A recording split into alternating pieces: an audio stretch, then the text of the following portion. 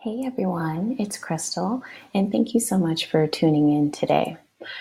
In today's video, I want to go over a question that I've been getting from quite a few of you, and I want to make sure that there's no confusion and you are very clear on the difference between a real estate virtual assistant and a real estate transaction coordinator.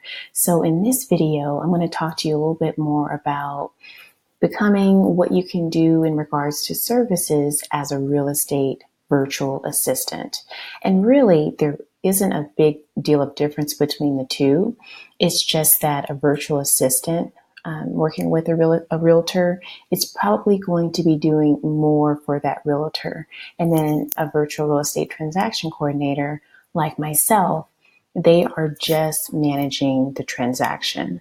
So I'll do another video with some more specifics, but today let's go ahead and jump into some of the services that you can provide as a real estate virtual assistant. So you know that I promote working virtually. And so the wonderful thing about being a real estate VA is that, of course, you're still working virtual. And one of the tasks on your to-do list should be managing the transaction, kind of under the operations umbrella of what you do for your realtor. So I really promote, working their transactions because it allows you to learn the behind the scenes paperwork processes and flows of a residential real estate transaction. And that just gives you a better understanding overall of what is going on basically in your client's company. And so I really think that it's really important that you manage the transactions as one of your tasks.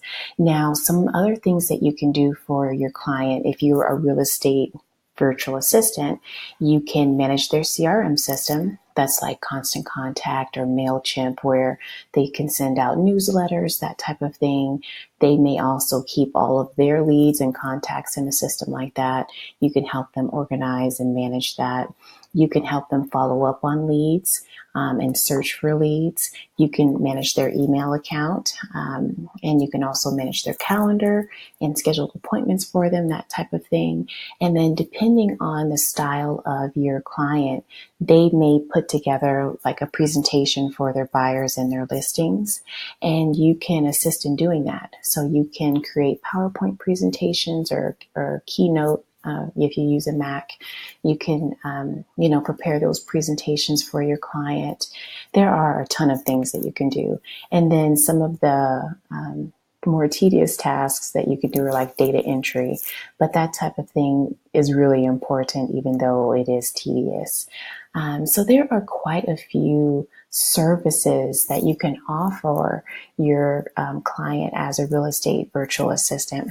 And what I did was put together a really quick guide that will just kind of show you some more of the services that you can offer your client. And so I want you to go ahead and click the link in the description below this video, and you'll be able to access that free guide. And it's just a one sheet that'll just, give you some ideas on what you can do in regards to when you're working with a realtor or when you're talking with a realtor about being on their team, managing their transactions in addition to some of the other items that I just listed.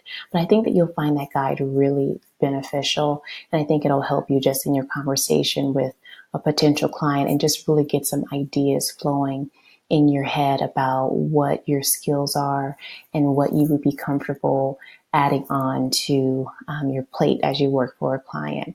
And I have to say that when I started my business, I actually started off just doing transactions. And let me correct that. Not when I started my business, but when I decided to focus on real estate.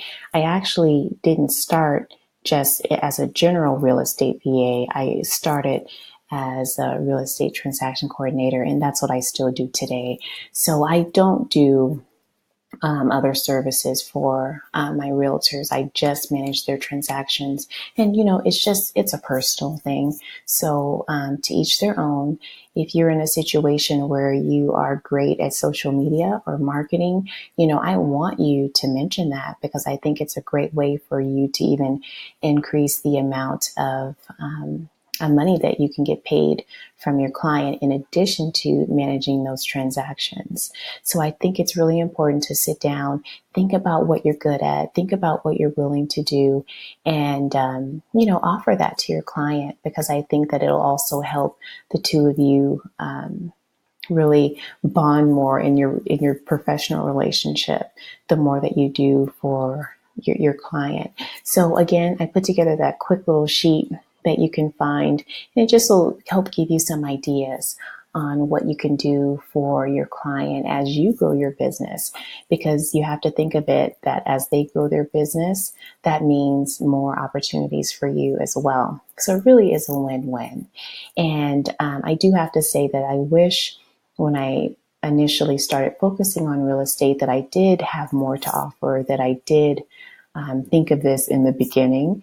But, it's fine now. I'm a work at home mom, and managing only the transactions, it works for me, and I still really enjoy it. So, it's just a personal preference. So I don't want you to think that one is better than the other. So again, a real estate virtual assistant, they are, someone who is assisting a realtor with various tasks, not just the transaction.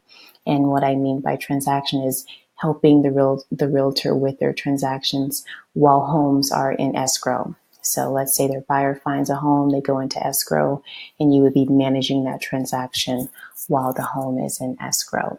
So again, I hope that this video is helpful and just kind of cleared that up a little bit. But one isn't better than the other. It's just a matter of personal preference. So I hope that you enjoyed today's video. And if you haven't subscribed to the channel, please make sure you do so.